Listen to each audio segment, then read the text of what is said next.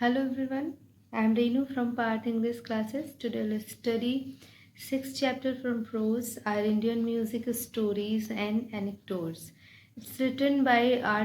Srinivasan, his time period 1859 to 1945. हमारा जो भारतीय म्यूज़िक है और जो स्टोरीज़ हैं और जो उसकी इस उप स्टोरीज़ या छोटी छोटी कहानियाँ हैं उसके बारे में ये चैप्टर है। तो क्या श्रीनिवासन जी बताना चाह रहे हैं हमारे इंडियन म्यूज़िक के बारे में, उनकी स्टोरीज़ के बारे में, तो वो हम इसे डिटेल से पढ़ करके फाइंड आउट करते हैं। Okay. The history of Indian music is brimming with stories and anecdotes, यानी कि जो भारतीय म्यूज़िक का इतिहास है वो भरा पड़ा है स्टोरीज से एंड उप व्याख्यान से। बहुत सारी जो उप व्याख्यान है स्टोरीज से, उनसे जो है भारत का जो म्यूज़िक का इतिहास है वो भरा पड़ा है। Why the very origin of music and other fine art is in it self story, तो क्यों जो है म्यूज़िक की जो उत्पत्ति मानी जाती है और जो दूसरी ललित कलाएँ हैं, फाइन आर्ट हैं, उनकी जो है अपनी खुद में एक स्टोरी है।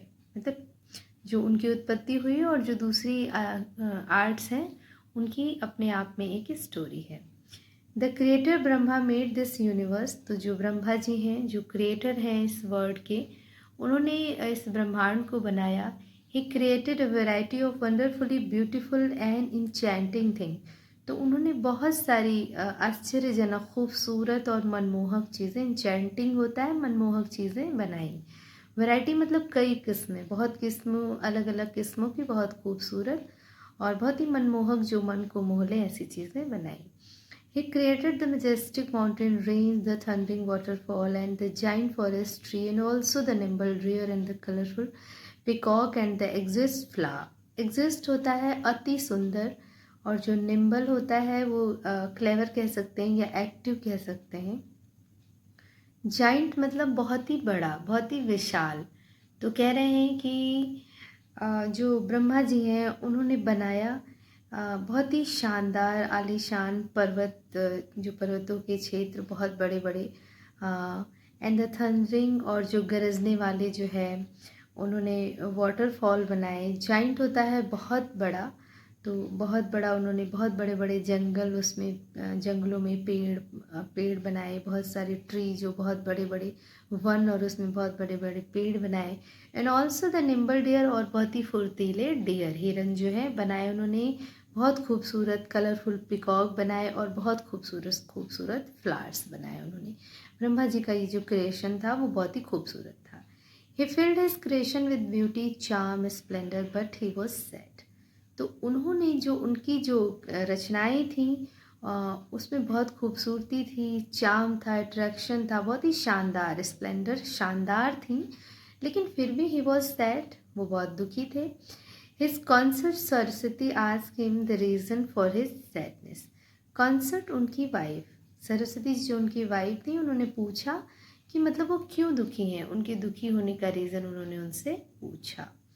Brahma said, it is true, ये सच है। I have created all this wonder and charm and shower beauty everywhere. Brahma ji ने कहा कि ये सच है कि मैंने क्रिएट किया है बहुत सारी आश्चर्यजनक, बहुत ही मनमोहक और खूबसूरत चीज़ें हर तरफ, but what is the use, लेकिन इसका क्या यूज़ है।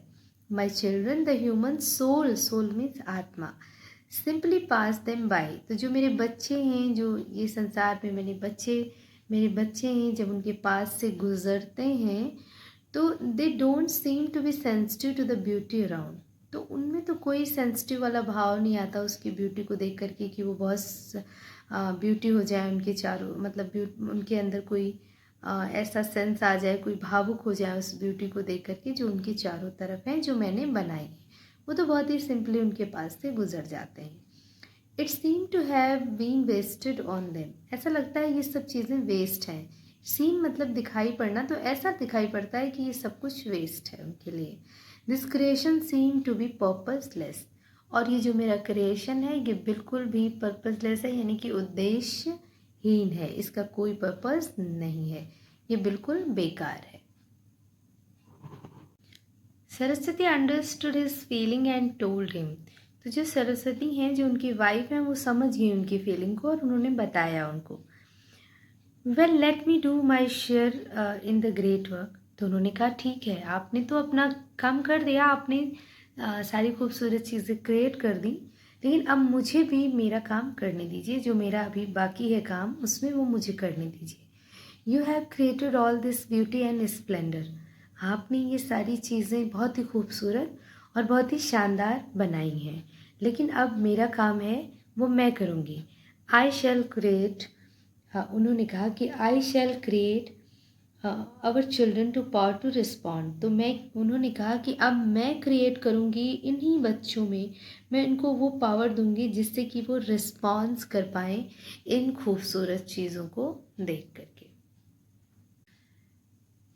In our children the power to respond, to appreciate and be uplifted by them. I shall give them music and other art which will draw out from deep within them the capacity to respond to the majestic splendor and its charm and the wondrous beauty of all creations. तो उन्होंने कहा कि मुझे मतलब अब मुझे दीजिए, मैं अपना शेयर डालूँगी इसमें, मैं अपना काम करूँगी और मैं उनको ऐसा पावर दूँगी जिससे कि वो रिस्पॉन्स करें और एप्रिशिएट करें, to be uplifted by them. मतलब जो ये जो खूबसूरत चीज़ें आपने बनाई हैं, फिर वो उनको एप्रिशिएट करने का उनको पावर दूँगी, वो समझ पाएँ, ताकि कि हाँ, इन्हें उनके अंदर वो भाव डालूँगी जिससे कि वो उसकी खूबसूरती को समझ पाएँ। आई शैल गिव देम म्यूज़िक। मैं उन्हें म्यूज़िक दूंगी एंड अदर आर्ट्स, और दूसरी भी वो कलाएं दूंगी, which will draw out from deep, जो कि उनके अंदर से उस चीज़ को बाहर लाएगा। विद देम टू कैपेसिटी, मतलब वो कैपेसिटी, वो रिस्पॉन्स करने की कैपेसिटी, वो भावुक होने की कैपेसिटी, जो इन मैजेस्टिक स्प्लेंडर और ख़ूबसूरत चीज़ों को उनकी जो ये खूबसूरत क्रिएशन जो आपने किया है, शानदार, ब्यूटीफुल, चार्म, स्प्लेंडर, इनके लिए मतलब उनके अंदर वो कैपेसिटी आएगी, उनके अंदर से बहुत गहराई से अंदर से वो बाहर निकल के आएगी कि वो इसके लिए रिस्पॉन्स कर पाएँ। बहुत अंदर से जो अंदर छुपी हुई है, मैं उनको ऐसा पावर दूंगी कि वो इतने कैपेबल होंगे कि वो इन चीज़ों को महसूस कर पाएँ, इनकी खूबसूरती को महसूस कर पाएँ और इनके लिए रिस्पॉन्स करें, जो इतनी खूबसूरत चीज़ें आपने ये क्रिएट करी हैं। The great muse then give us music and the other fine art, in the hope that through the man would understand something of divine in his manifestation. देखिए वो कह रहे हैं कि जो ग्रेट म्यूज़ यानी सरस्वती जी ने हमें म्यूज़िक दिया और दूसरी भी फाइन आर्ट दी, इस आशा में कि मतलब वो जो मनुष्य है वो समझ पाएंगे कि जो भी कुछ बनाया गया, मैनिफेस्टेशन मतलब एक अथक प्रयास, एक जो रचना की गई, जो एक बहुत बड़ी पैमाने पर एक इस वर्ड को बनाया गया, तो कहने का मतलब वो समझ पाएंगे कि इसमें कुछ दैवीय है या कुछ ईश्वरीय है, जो कि बहुत ही अप्रिशिएटिंग है और बहुत ही खूबसूरत है, जो कि स्पेशलिस्ट है। अ स्ट्रेंज स्टोरी, बहुत ही अजीब स्टोरी है। यस, हाँ, but it has a great moral. लेकिन हाँ, इसमें एक बहुत अच्छा मोरल भी है, बहुत अच्छा ज्ञान भी है, जो कि हमें देखना है। One of basic truth on which all Indian artist develop is that true art is never made to order. देखिए बिल्कुल सही है। One of the basic truth on, ये मतलब जो क्या बेसिक ट्रुथ है, ये सच है कि which all Indian artist develop is that true art is never made to order. मतलब ये जो हमारा जितना भी आर्ट डेवलप है, भारतीय जो हमारा आर्ट है वो जितना भी डेवलप है, वो इस पर बेस्ड है कि जो सच्ची कला होती है वो कभी ऑर्डर से नहीं बनती है, कि हमने ऑर्डर दे दिया कि सुनिए आज आप ये डायग्राम बना दीजिएगा, तो ऐसे नहीं होता है। क्यों नहीं होता है? क्योंकि ऑर्डर से जो आर्ट है वो नहीं बनाई जा सकती है। जब जब आपका दिल चाहेगा, आप अपने दिल से, अपने दिल की ख्वाहिश से, जब उसमें अंदर से आएगा कि हाँ ये खूबसूरत चित्र हमें बनाना चाहिए, या ये इमेज हमारे माइंड में है, हमें इसको कागज़ पे उतारनी चाहिए, तो वो जो बात होगी वो बिल्कुल नेचुरल होगी, बिल्कुल रियल होगी। लेकिन अगर कोई ऑर्डर करता है कि नहीं नहीं आपको आज आर्ट बनानी है, तो आप बना देंगे वैसे जल्दी जल्दी, उसमें वो बात नहीं आएगी।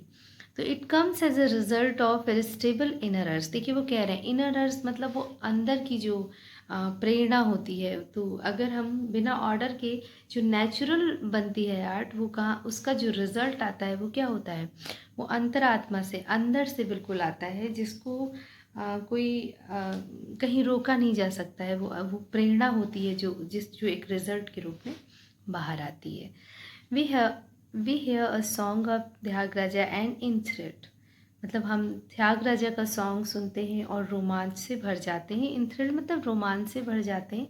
We see a majestic temple tower and gaze on it with wonder, तो हम जब भी शानदार मंदिर देखते हैं, टावर देखते हैं, तो गेज मीन्स उसको घूरते रहते हैं, उस पर टकटकी लगा के देखते हैं बड़े ही आश्चर्य के साथ। We see some are ancient sculpture and feel thrilled by, तो हम बहुत सारे पुरानी जो मूर्तियाँ देखते हैं, मूर्ति कला देखते हैं और बहुत ही रोमांच से भर जाते हैं, बहुत ही रोमांच महसूस करते हैं, थ्रिल्ड होता है रोमांच से भर जाते हैं। क्यों? Behind all such work of art is a great spiritual अर्ज, क्योंकि इन सारा ये जो आर्ट वर्क है, ये जो मूर्ति है और ये जो टेम्पल हैं, शानदार टेम्पल हैं, और जो भी मतलब खूबसूरत ये आर्ट हैं, ये जो म्यूज़िक है, इनके पीछे एक आध्यात्मिक प्रेरणा है जो कि अंदर से आती है, एक अंतरात्मा से आने वाली प्रेरणा है, आध्यात्मिक प्रेरणा है इसके अंदर, जो बिल्कुल हमारे अंदर के मन से, अंदर दिल की गहराइयों से आती है। The artist who gave them to us poured their devotion into the shape to such a just work of art. It was an act of self-effacing dedication. तो देखिए क्या कह रहे हैं, the artist who gave them, तो जो ये artist हैं जो उनको देते हैं, टू अस प्योर मतलब जो ये जो आर्ट उन्होंने, जो भी आर्ट है, जो भी मूर्ति कला बनाई है, जो भी पिक्चर बनाया, कोई सीनरी, जो टेम्पल टावर शानदार जो भी टेम्पल बने, तो इसके पीछे क्या है कि वो प्योर होता है उड़ेल देना या डाल देना, डिवोशन मतलब अपना समर्पण, तो उसको शेप देने के लिए, उसको खूबसूरत देने के लिए, अपनी अपनी कला को बहुत अच्छा खूबसूरत दिखाने के लिए वो उसमें क्या करते हैं, अपने आप को पूरी तरीके से समर्पित कर देते हैं उसको इतना खूबसूरत बनाने के लिए। तब जाकर के जब उनका सेल्फ जो डेडिकेशन होता है वो पूरी तरीके से जब उसमें लगता है, जब हम किसी चीज़ को बिल्कुल जी जान लगा के करें कि ये बहुत खूबसूरत हमें बनाना है, तो वो वाकई बहुत खूबसूरत बनता है। तो जो ये आर्टिस्ट हैं वो उसमें अपना पूरा डेडिकेशन करते हैं, पूरा अपना डिवोशन देते हैं और अपने पूरे डिवोशन के साथ उस वर्क को करते हैं, इसलिए वो बहुत खूबसूरत और अच्छा होता है। तो ये जो उनका एक्ट होता है, ये जो उनका काम होता है, ये क्या होता है ना, बगैर उसमें कोई कोई प्राउडनेस नहीं होती है, कोई उसमें अभिमान नहीं होता है, वो बिल्कुल कूल माइंड से, नेचुरल एकदम कूल माइंड, उनके मन में कोई भी प्राउड नहीं है, इस तरीके से वो इसको बनाते हैं, तो इसलिए ये इतना अच्छा वर्क हो पाता है। A story is told of Tansen, the great bard of Akbar's court, which illustrates the point vividly. तो जो स्टोरी है ये एक बार्ड होता है, सिंगर को कहते हैं या पोइट को भी कहते हैं, गायक को। तो यहाँ पे जो तानसेन है वो एक अच्छे गायक हैं, बहुत अच्छे गायक हैं जो अकबर के दरबार में थे। तो ये स्टोरी टोल्ड ऑफ तानसेन की है, जो ग्रेट बार्ड ऑफ जो अकबर के कोर्ट के मतलब कोर्ट में रहते थे या उनके दरबार में वो सिंगर थे। विच इलस्ट्रेट दिस पॉइंट विविडली, जो इसे क्या करते हैं, वर्णित करते हैं कई तरीके से, इस विविडली मतलब कई तरीके से। Tansen was a great musician and Akbar was very fond of music. जो तानसेन थे वो एक महान म्यूजिशियन थे और जो अकबर थे वो उनके ही म्यूज़िक के बहुत ज़्यादा प्रशंसक थे, या कहते हैं वो बहुत अच्छे से उनको सुनते थे, बहुत ज़्यादा कदरदान कह सकते थे, पसंद करते थे। One day when Tansen was in particularly good form, Akbar went into ecstasy and asked him. एक दिन क्या हुआ कि जब तानसेन बहुत ही अच्छे पर्टिकुलरली विशेष मूड में थे और बहुत अच्छे मूड में थे, तो अकबर वहाँ गए और उन्होंने पूछा। अकबर बहुत ही आनंद से भर गए, उन्होंने जब सुना तो वो गा रहे थे, वो बहुत अच्छे मूड में थे और अच्छे मूड से गा रहे थे, तो वो बहुत ही आनंद, एक्सटेसी होता है आनंद से भर जाना। तो उन्होंने पूछा उनसे, अकबर ने पूछा तानसेन से, What is the secret of this sweet concord of note which take me out of this world and transport me divine rain? Rain होता है क्षेत्र, डिवाइन दैवीय, एंड ट्रांसपोर्ट मीन्स भेजना। और तो उन्होंने पूछा कि ये जो तुम गाना गाते हो, ये जो तुम्हारा संगीत है, इसका क्या सीक्रेट है, इसके पीछे क्या सीक्रेट है कि जो ये तुम्हारे स्वीट कॉन्कर्ड नोट्स हैं, जो तुम्हारी ये लयबद्ध, ये जो तुम्हारा म्यूज़िक है, ये जो रिदम है उसका, वो which take me out of his world, वो मुझे कहाँ ले जाता है, वो मुझे इस संसार से बाहर ले जाता है, and transports me to a divine rage, और मुझे एक दैवी क्षेत्र में भेज देता है। I haven't heard any else who can thus cast a spell of magic and make a slave of our heart. तो उन्होंने कहा मैंने इससे पहले कभी नहीं सुना, मैंने कभी नहीं सुना, किसी को नहीं सुना इस तरीके से who can thus cast a spell of magic, यानी कि जादू बिखेर देना। Cast a smell of magic यानी कि जादू, अपनी जादू का जादू बिखेर देना अपनी म्यूज़िक का। तो उन्होंने कहा मैंने किसी को नहीं सुना जो इस तरीके से जादू बिखेर दे, अपनी मैजिक, मतलब मैजिक बिखेर दे, जादू कर दे, अपनी म्यूज़िक का जादू चला दे, एंड मेक अ स्लेव, और हमें और मेरे दिल को गुलाम बना ले, मतलब हमारे दिलों को गुलाम कर ले, ऐसा म्यूज़िक है तुम्हारा। You are really wonderful Tansen. उन्होंने कहा कि तुम वाकई बहुत ही ज़्यादा अच्छे हो, बहुत ही आश्चर्य, बहुत ही वंडरफुल हो, इमेजिन हो, कहते हैं, मतलब एक बहुत ही अमेजिंग हो। इमेजिन करें अगर आप, तो अगर किसी का म्यूज़िक, कभी कभी होता है ना, कोई आपके सामने गा रहा हो तो आपको लगता है कि वो गाता ही रहे, तो वही अकबर भी कह रहे हैं कि तुम, you are amazing wonderful. The great bard replied, तो जो वो गायक थे, पोइट थे, उन्होंने रिप्लाई किया कि sir, I am only humble people of my master, मैं तो एक विनम्र शिष्य हूँ। पीपल होता है शिष्य, मैं शिष्य हूँ अपने मास्टर स्वामी हरिदास का। I haven't mastered even a fraction of masters technique, grace and charm.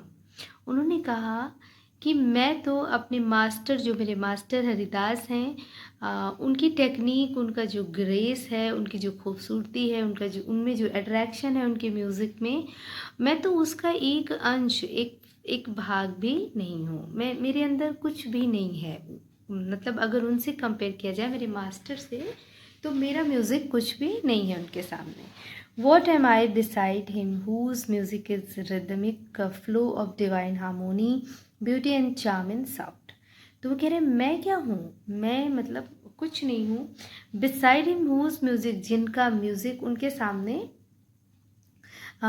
सामने जिनका म्यूज़िक बिल्कुल लयबद्ध तरीके से एक फ़्लो में, एक दैवीय म्यूज़िक है उनका, जो बहुत ही खूबसूरत है, बहुत ही अट्रैक्टिव है, चार्मिंग है, और उसमें ईश्वरीय एक रिदम सा फ्लो बहता रहता है। तो उस म्यूज़िक के सामने मैं कुछ भी नहीं हूँ, मैं क्या हूँ। वॉट, अकबर एकदम सरप्राइज हो गए कि क्या।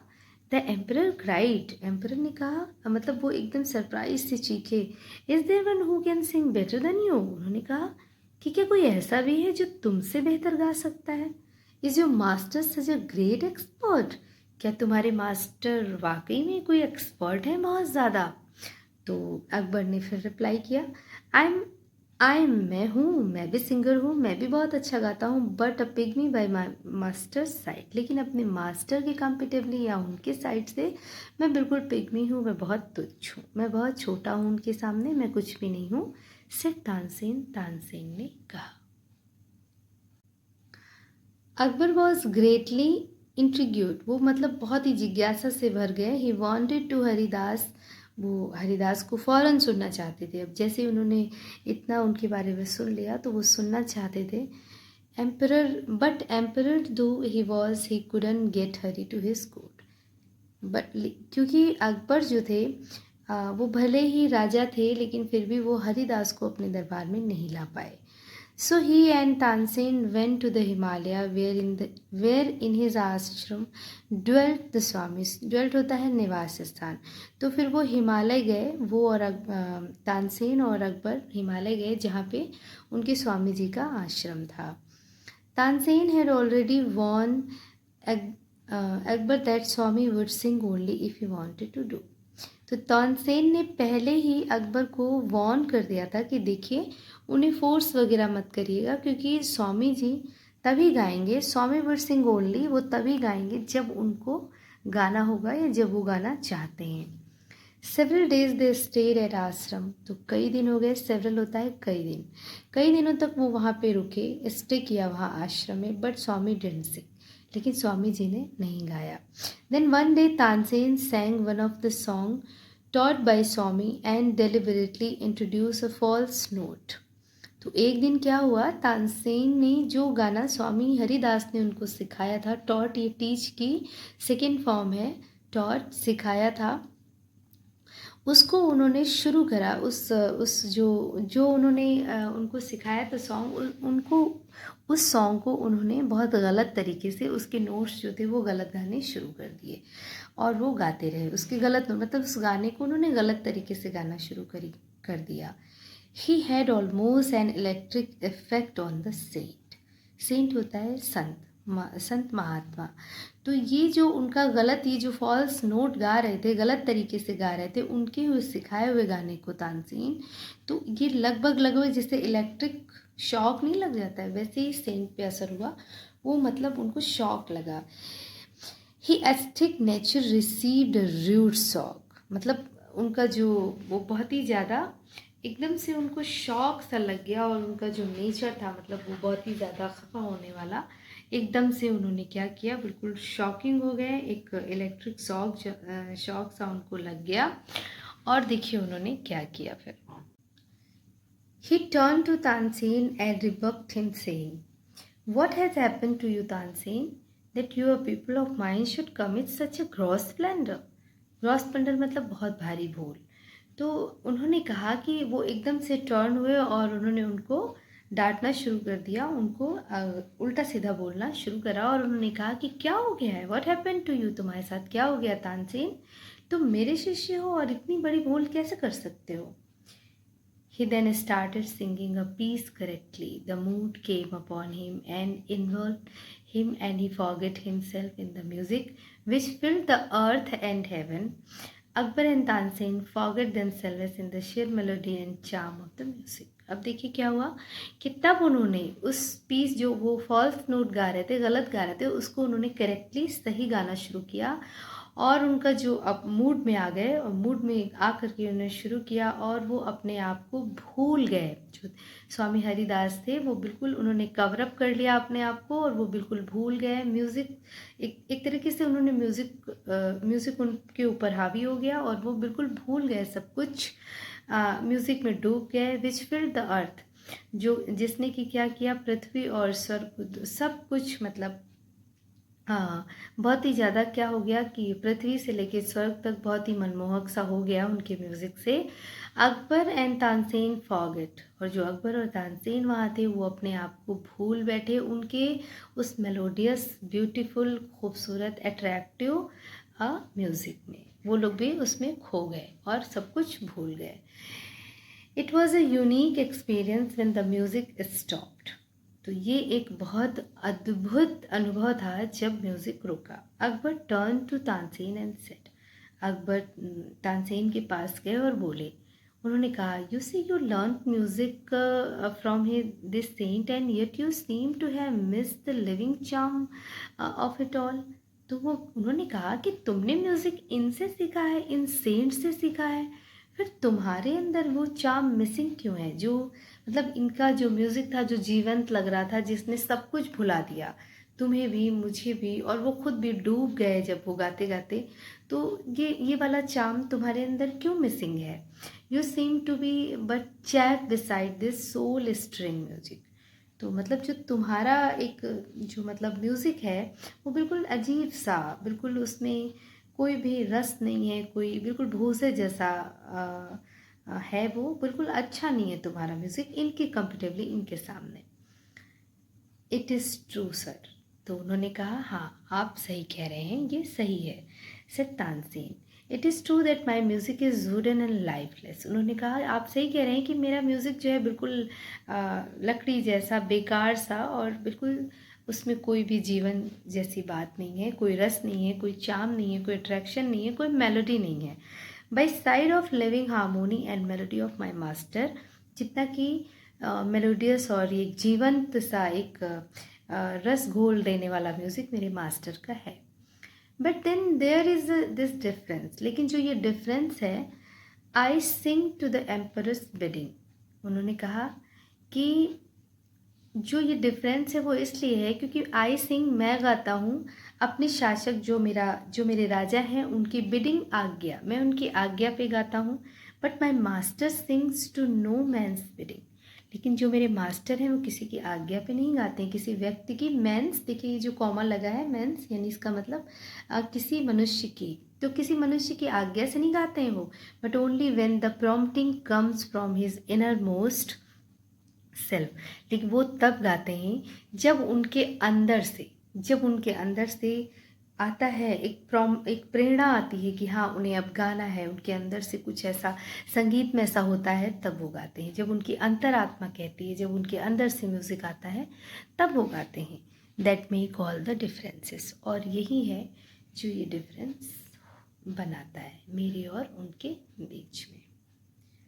ओके, तो ये बहुत अच्छी स्टोरी थी। देखिए कि एक बहुत मोरल जो है इसका वो क्या है, देखिए आता है। मोरल ये है कि कोई भी चीज़ अगर हम ज़बरदस्ती करते हैं ना, तो उसमें वो बात नहीं आ पाती है, वो उतनी अच्छी नहीं हो पाती है। उसमें वो नेचुरलिटी, वो चीज़ नहीं आएगी जो कि हम मन से करें, अपने दिल से करें, अपने आप से जब हमारा मन कहे तब हम कहें। वो कुछ भी हो, म्यूज़िक हो, डायग्राम हो, कोई भी काम हो, अगर हम दिल से करते हैं तो अच्छा होता है, लेकिन अगर हम फोर्सली करते हैं तो वो उतना अच्छा नहीं हो पाता है। वही बात तानसेन और उनके स्वामी में जो उनके म्यूज़िक में थी। ओके, तो होप ये स्टोरी आपको अच्छी लगी होगी, फुल ऑफ मोरल है। आप इसको फिर से पढ़िए, फिर से सुनिए, और please share your opinion in comment box. Okay, मिलते हैं एक न्यू स्टोरी के साथ। Till then good bye and take care.